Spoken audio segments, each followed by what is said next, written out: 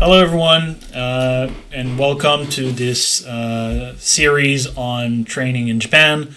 In this series, I'll be touching on various subjects regarding traveling, training, living in Japan for the purpose, and training in Daito-ryu in Japan. The first half is going to be mostly focused on travel, so, why should you want to consider traveling to Japan for training? How do you prepare your travel? What you should expect and how should you behave in a Japanese dojo, and so on and so forth. The second half will be focused more on living either midterm to long-term in Japan. So, how do you, from ways to find employments, how to organize your daily life in a way that you can make best use of your time for the purpose of training, and so on and so forth. So obviously, if you're planning to, or if you have the desire to move to Japan to train in Daito-ryu, or as a matter of fact, in any classical martial arts, I would suspect, you'll want to watch the whole series. It's built in a progressive way from doing first few trips towards living long term and perhaps permanently in Japan. If you are only interested in doing some travel in Japan from time to time to train, you'll still probably want to watch the entire series. Still, there's still going to be some interesting details regarding Japan and training in Japan peppered through the entire series. There are still, I think, going to be of interest and of value to people who are not necessarily interested in moving in Japan, but are still interested in traveling on a regular basis. My personal motivation for creating this video series is very simple, is twofold. Number one, it's been the most requested subject since I started the channel 2 weeks ago.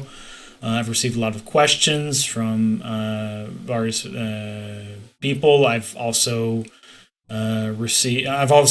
just been plain told, not necessarily with the question, that by viewers that some of you guys are planning to go to Japan, and so I think it would be an interesting topic to cover. It's also a great topic through which we can discuss some, cultural aspects, which is one of the topics, that I am hoping to cover anyway in this channel.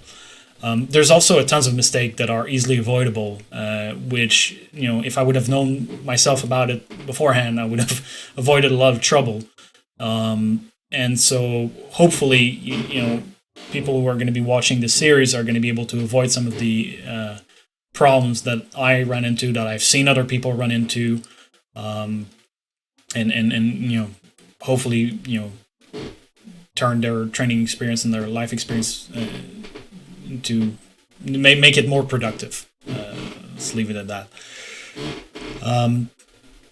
There's a lot of content on YouTube that's going to be about teaching you, classical martial arts in general.